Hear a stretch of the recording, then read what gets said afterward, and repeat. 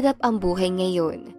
Ngunit gaano pa man kahirap, ay matuto sana tayong huwag gumawa ng hindi magaganda at tiyak na ating pagsisisihan sa bandang huli.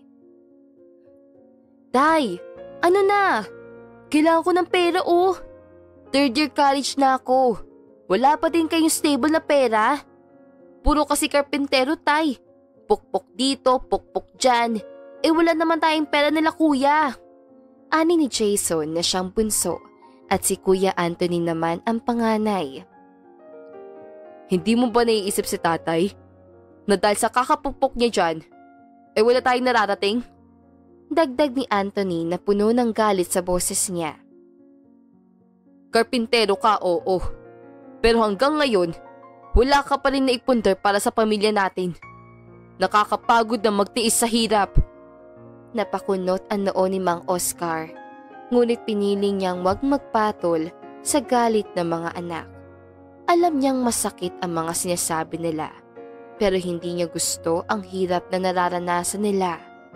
Jason, Anthony, malumanay niya sabi. Ginagawa ko ang lahat na makakaya ko para sa inyo. Hindi man ako nakapag-aral ng mataas, pero sinikap kong buhayin kayo. Kahit sa maliit na kinikita ko bilang karpintero. Pero ano nga bang naipundar mo, tay? Pasigaw na tanong ni Anthony. Puro ka lang pangako ng isang araw. Magiging okay din tayo. Ilang taon na tayong ganito eh. Ilang taon na kaming nagdudusa sa hirap. Ang dami mong sinasabi pero kulang naman sa gawa. Sumingit si Jason. Halatang nag-uudyok pa sa galit ng kapatid. Tama si kuya. Kung nagtrabaho ka man lang sa mas maayos sa trabaho, baka may naipundar na tayo. Pero hindi. Mas pinili mong magpukpok dyan sa init ng araw. Habang tayo, ito, naghihirap pa rin. Sa kabila ng matitinding salita ng mga anak, nanatili lang si Mang Oscar na tahimik. Alam niyang nasasaktan ang kanyang mga anak sa kasalukuyang kalagayan ng kanilang pamilya. Ngunit hindi niya kayang ipaliwanag ang sakripisyo at hirap na dinaranas niya araw-araw para lang maitawid ang pang-araw-araw nilang pangangailangan. Anak, kung kaya ko lang ibigay ang lahat ng gusto ninyo, ginawa ko na. Pero minsan, kailangan nating tanggapin na ang buhay ay hindi laging ayon sa gusto natin. Hindi lahat ay nadadaan sa galit. Malumanay niyang sabi. Madaling sabihin yan, tay.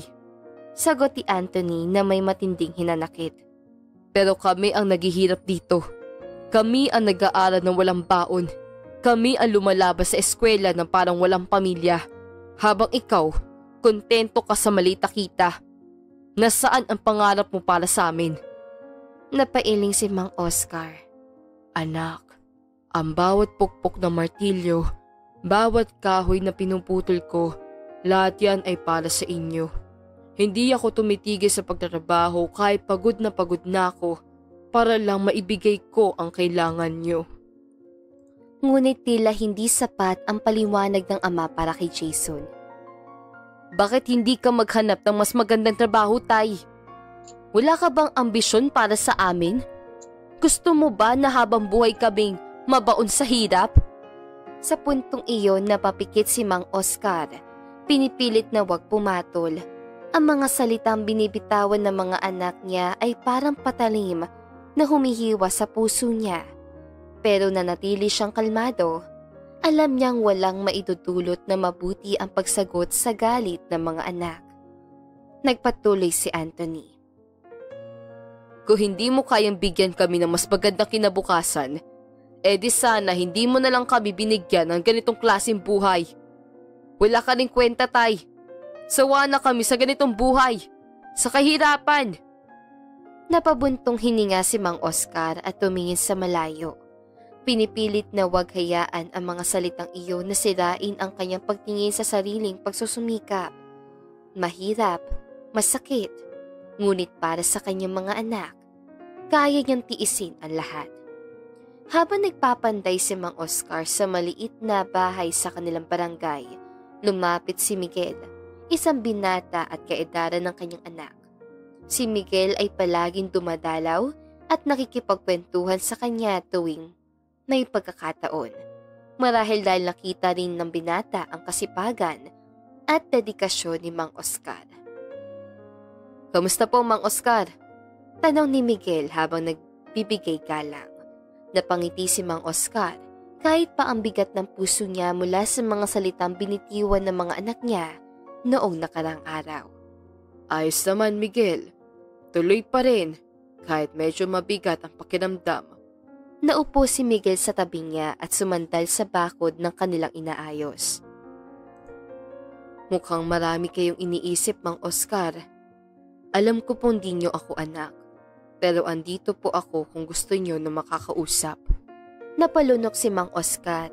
Nag-aalinlangan kung dapat pa niyang ilabas ang sama ng loob niya, pero sa kabila ng pagod, ayaw na niyang kimkimin ang sakit.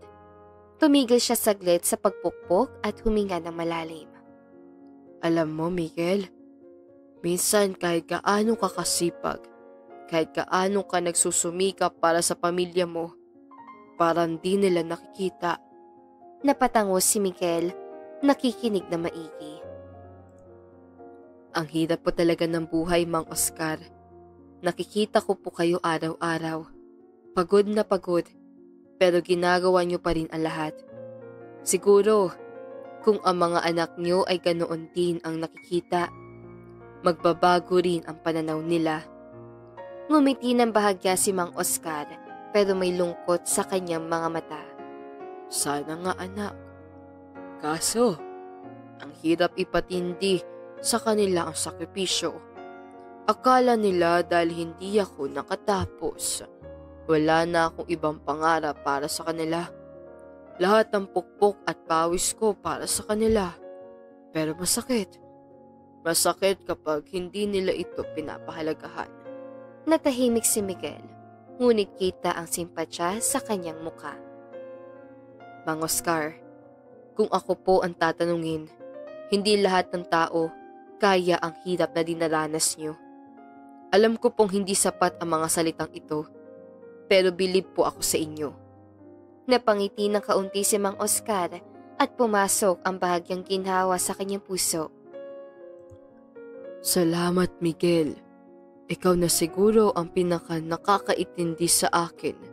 Sana balang araw, maitindihan din ng mga anak ko." Tumango si Miguel at nagpahabol ng tanong. "Kung hindi po kayo nagsisikap, sa tingin niyo po ba makakatayo pa tayo dito ngayon?" Napatitig si Mang Oscar sa paligid at bahagyang napangiti, tila may naalala. "Oo nga, Miguel. Siguro nga kahit papaano, may bunga rin ang bawat pukpok ng mantilyo ko. At para sa akin, yun na ang pinaka-importante." Nagpatuloy sila sa pagkukwentuhan habang nagtatrabaho. Si Miguel ay nagiging sandalan at kaibigan. Nagpapalakas kay Mang Oscar sa kanyang pagod na katawan at damdamin. Araw-araw walang tigil ang sakit na dinadala ni Mang Oscar. Hindi lamang sa pisikal na pagod ng pagtatrabaho sa ilalim ng araw, kundi pati na rin sa bigat ng mga salitang natatanggap niya mula sa kanyang sariling mga anak. Lalo pa itong bumibigat tuwing nakakarinig siya ng mga usap-usapan ng magkakapatid, si Jason at Anthony. Sa kabilang silid, tila walang paggalang sa kanyang bilang ama. "Jason, nakita mo yung bulsa ni Tati kagabi? Ang dami pang laman." Bulong ni Anthony, isang gabi habang si Mang Oscar ay natutulog. Tamang-tama, kuya," sagot ni Jason na may katusuan sa kanyang boses. "Hindi naman yan magagamit yan para sa atin. Tayo na lang ang kukuha. Total, pagod naman siya lagi at hindi niya napapansin kung may nawawala." Nagising si Mang Oscar sa pag-uusap ng kanyang mga anak, ngunit pinili niya magkunwaring natutulog pa rin. Sinisikap na wag ipakita ang sakit na nararamdaman niya. Saksi siya sa paulit-ulit na pagnanako ng mga anak mula sa kanya. Mga anak na ginawa niya ang lahat upang matulungan. Ngunit ngayon ay tila walang respeto sa kanyang mga sakripisyo. Isang araw, habang nagkakape si Mang Oscar sa labas ng kanilang bahay, narinig niyang nag-uusap muli ang magkapatid. Walang pakundangan sa mga plano nila tungkol sa kanya. Ang hina na talaga ni tatay, sabi ni Anthony habang sinusuklay ang buhok. Wala na siyang silbi, pero kailangan pa rin natin ng pera. Kaysa magtrabaho pa tayo na mabigat, dito na lang tayo kukuha ng kailangan natin. Oo nga kuya, sagot ni Jason. Ano ba silbi niya sa atin kung hindi naman niyang kayang suportahan ang lahat ng gastusin? Hindi na nakanayanan ni Mang Oscar ang mga narinig at ang kirot sa kanyang puso ay naging mas matindi. Sa kabila ng lahat ng sakripisyo niya para sa mga anak, ang balik sa kanya ay galit at kawalan ng pagpapahalaga. Nakaupo siya, tahimik at malalim ang iniisip. Pinipilit na intindihin ang ugali ng mga anak, ngunit hindi matanggap kung bakit ganito na lamang ang trato nila sa kanya. Minsan sa bawat pag-iwas si Mang Oscar na magalit, pinapalipas sa lamang niya ang lahat. Iniisip na baka isang araw ay magising din ang mga anak niya sa katotohanan. Ngunit paulit-ulit lamang ang pangyayari. At unti-unti ay napagod na rin siya. Napaisip siya kung hanggang kailan niya matitiis ang ganitong sitwasyon. Alam niyang kailangan niyang gumawa ng hakbang, hindi para parusahan ang kanyang mga anak, kundi para sa kanyang sariling kapayapaan. Sa gabing iyon, nagdasal siya ng tahimik. Humihingi ng lakas sa Diyos na gabayan siya at ang kanyang mga anak upang magbago ang kanilang mga puso. At muli na namang nag-usap si Mang Oscar at ang itinuturing niyang kakampi sa buhay na si Miguel. Habang nagpapatuloy sa pagkukwento si Mang Oscar, bigla na lang siyang napahinto. Ang mga salitang matagal na niyang kinikimkim at tinangka ng kalimutan ay nagsimula muling sumiil at hindi niya na kayang pigilin ang nararamdaman. Dahan-dahan niyang inilapag ang martilyo at napaupo sa sahig ng maliit na kubo. Nilulunok ang sakit na pilit niyang iniiwasan. Alam mo, Miguel, nagsimula si Mang Oscar. Ang kanyang tinig ay may pahiwatig ng pighati. Minsan naiisip ko, siguro nga hindi nila ako kaya intindihin. Hindi nila nakikita ang lahat ng pagod ko. Puro sila reklamo, puro sila hinanakit. Pero ako, hindi ko na alam kung saan ko hahanapin ang lakas. Tumahimik si Miguel, pinipilit maunawaan ang pinagdadaanan ng matanda. Muling nagsalita si Mang Oscar. Ang kanyang mga mata ay nag-uumpisa ng magbasa ng luha. Alam mo ba, Miguel, na kahit ako, minsan gusto ko na sumuko. Sobrang hirap na ng buhay. Lahat ng sakripisyo ko para lang sa kanila. Pero bakit ganun? Bakit parang hindi nila nakikita lahat ng ginagawa ko? Tumulo ang ilang patak na luha mula sa mga mata ni Mang Oscar. Minsan tinatanong ko sarili ko, tama bang ginagawa ko? Hindi ko ba sila naalagaan ng maayos? Hindi na napigilan ni Mang Oscar ang mga luha. Sumabay ang bigat ng kanyang puso at damdamin at tumangis siya ng tahimik. Minsan hindi niya kayang magtago pa ng sakit. Ang lahat ng kanyang mga sakripisyo at mga pangarap na binuo, ang mga pagod na hinugot mula sa kanyang katawan, tila nauurong at nawawala sa mata ng kanyang mga anak. Miguel, ang sakit lang. Sobrang sakit. Si Miguel, na kanina ay tahimik na nakikinig, ay lumapit sa kanya at inalagay ang kamay sa kanyang balikat. Mang Oscar, sabi niya na mahinahon. Naintindihan ko po. Hindi po madaling maging magulang, lalo na kung hindi po natutumbasan ng pagpapahalaga ang lahat ng ginagawa niyo. Pero hindi po ibig sabihin nun wala kayong halaga. Ang hirap po, pero hindi kayo nag-iisa. Nagpatuloy ang pagluha ni Mang Oscar, ngunit ngayon ay ramdam na niya ang pagdamay ni Miguel. Hindi ko kayang kung mag-isa lang ako, Miguel. Pero sana Sana lang makita nila ang lahat ng ginawa ko. Si Miguel ay hindi nagmadali. Tumayo siya at kumuha ng tubig para kay Mang Oscar. Binalikan niya ito at iniabot ang baso. Mang Oscar, hindi po kayo nag-iisa. Ang hirap, pero walang hindi kayang pagtagumpayan. Siguro ang mga anak niyo kailangan lang nila ng oras. Ang mga kabataan, hindi agad nila nakikita ang halaga ng mga bagay na mahalaga sa atin. Ininom ni Mang Oscar ang tubig at bahagya niyang inalis ang mga patak ng luha sa kanyang mga mata. Salamat, Miguel. Sagot niya na mahina. Ang laking tulong mo sa akin. Lumipas ang 1 taon at sa paglipas ng panahon, tuluyang humina ang katawan ni Mang Oscar hanggang sa hindi inaasahan. Bigla siyang binawian ng buhay. Ang kanyang pagkawala ay isang masakit na dagok para kina Jason at Anthony. Lalo na at bigla nilang naramdaman ang pagkawala ng presensya ng kanilang ama. Isang presensyang hindi nila pinahalagahan noong siya ay nabubuhay pa. Sa unang pagkakataon, natutunan nilang mapagnilayan ang kanilang mga pagkakamali at kung paano nila sinaktan ang nag-iisang taong nagmahal sa kanila ng buong puso. Isang araw, matapos ang libing, lumapit sa kanila ang isang barangay officer na may dalang mga dokumento. Sa simula, sabik ang magkapatid sa inaasahan nilang mamanahin. Sa kanilang kaisipan, ang lahat ng pag-aari ng kanilang ama ay mapupunta sa kanila. Naroon ang kaunting pag-asa sa kanilang mga mata habang inaapangan ang sasabihin ng barangay officer. Jason, Anthony, panimula ng barangay officer. Iniwan ni Mang Oscar ang huling habilin at pamanang ipapasa niya. Ngunit, nais ko kayong sabihan na baka magulat kayo sa nakasaad dito. Nagkatinginan ang magkapatid. Napatayo sa pagkakaupo at may ngiti sa mga labi. Anong ibig ko sabihin, Manong?